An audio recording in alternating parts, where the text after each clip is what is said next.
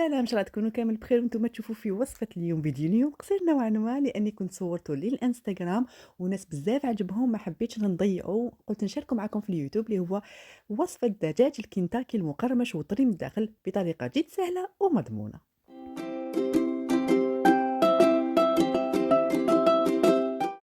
راح نوضع الدجاج تاعنا الكمية تكون على حسب أفراد العائلة في طنجرة، نعمروها بالماء كيما راكم تشوفوا ونضيفوا فيها مكعب دجاج، راح نحطوه فوق النار ونخلوه حتى يغلي ويولي أبيض فقط، يتغير اللون تاعو أبيض ونحوه، نشلوه بالماء البارد ونشفوه بورق المطبخ كيما راكم تشوفوا، ونضيفوا له فلفل أسود والملح ونروحوا ننتقلوا إلى الخلطة السحرية تاعنا اللي حتعطي له القرمشة الرائعة.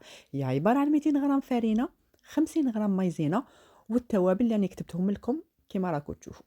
راح ننزع ربع الخليط تاعنا ونخلوه جانبا، اما الخليط اللي بقى لنا راح نضيفوا له حبتين بيض ونضيفوا له 80 مليلتر من الماء، وهذا هو القوام الخليط تاعنا.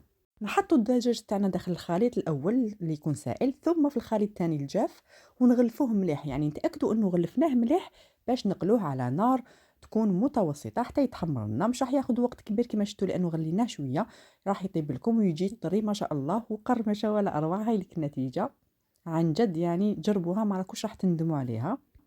اعتذر مرة أخرى عن سرعة الفيديو، إذا كان عندكم أي سؤال حطوه لي في التعليقات وإن شاء الله راح نجاوب عليه.